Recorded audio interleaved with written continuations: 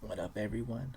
Uh, Today I'm gonna talk about my actual project because it occurred to me after all these videos. I actually haven't talked about what the project's really about and all that. I talked about like the little tidbits that I've learned to make my writing better, my inspirations, book recommendations, stuff, all that stuff, right? But I haven't actually talked about the actual project. I told you about how there's two working titles. Still haven't decided which one I like more. Like them both, don't really love them, if you know what I mean. Overall, the book I feel is in a very good place. It's a lot better than like when the first draft. It's come a long way. It's come a long way. It's been about 2 years on and off writing because of work sometimes gets in the way and life, but I've continued through all that and continued writing. Got a lot of pages written down, and it's really evolved along the way, and I'm actually really proud of the stuff that it is now. I still feel like there's gonna be more drafts to write about because there's still a lot of things I want to edit about this story, and I'm actually pretty proud of what it is. But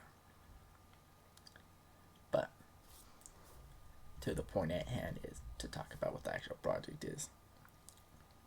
It's a fantasy adventure with a little bit of romance sprinkled in because, I don't know. Me personally, I believe every good story needs a romance. Yes, it kind of drives character development. But, yeah. So, it follows the main protagonist. His village gets attacked and he runs away. He's found on the side of the road unconscious by the princess, and the story kind of just revolves essentially around those two. People end up gravitating towards them, but it all revolves around those two.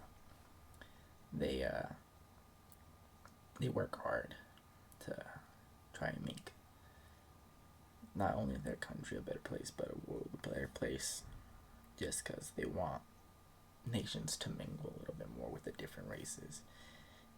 Borders have been drawn between almost all races, where there's almost constant they're at a time of peace, but there's constant, not conflict, but there's constant hatred between the races and all that stuff.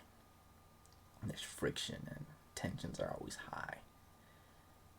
And these are one of the country that they're in is one of the few countries that are trying to bring all of them together, or at least trying to extend their hand out, because as the world is, it's one spark away from mass destruction and all that stuff. But the story kind of just follows the main character and the princess, where he tries to go to become a vassal worthy of a princess, and the princess strives to be a princess worthy of a vassal of their caliber. And it's just a constant feeding off of each other's energy, where they both try to ascend to be the best versions of themselves, to not weigh the other one down. The story revolves around the princess growing up, becoming of age, to where she's finally old enough to get into the political landscape of the country, to change it from the inside. Because although it's one of the better countries, it's still very flawed, like all countries are. And she wants to try and make it better. And one of the ways to do that, because her father is constantly busy moving troops around, protecting the borders, just because that constant fear of that potential spark blowing everything up. They always have to be on guard. When a nation makes one move, they have to counter move to not seem weak and all that stuff. So while her father is making sure the country is safe, she goes on the inside to try and make the country better. And they kind of just keep feeding off each other throughout the book to try and be a better version for the other. And while he strives to do the battle, she's constantly changing the landscape of how the nation is viewed. With the help of them, alliances that form with more security, instead of just like non-aggression pacts and all that, and temporary truces. That's just kind of where the book is right now. It's just their journey through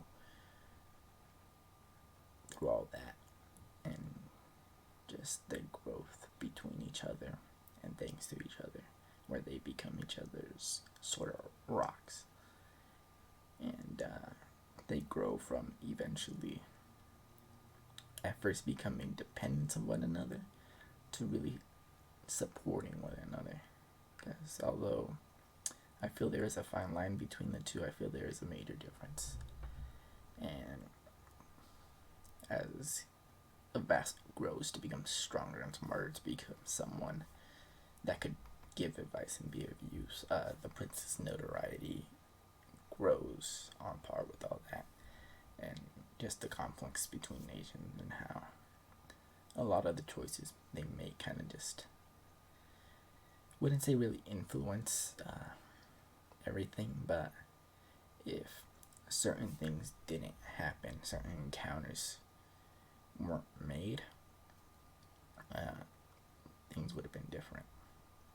So although like their choices didn't necessarily affect others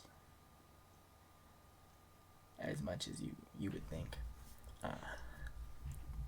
they still work, and the encounters kind of work in unison to make the outcome best, because kind of that's how I feel what fate is. Although our choices don't really impact much, chance encounters, people we meet and stuff like that, that's what changes the needle. It's not what we do individually, it's who we meet. It's the impact that they give each of us. And I don't know if that makes sense to anybody else, but that's just kind of how I view it. That's kind of what this book is, where chance encounters happen, where things line up in a certain way to where the outcome becomes the outcome that it is, and gets the ending that essentially everybody wants.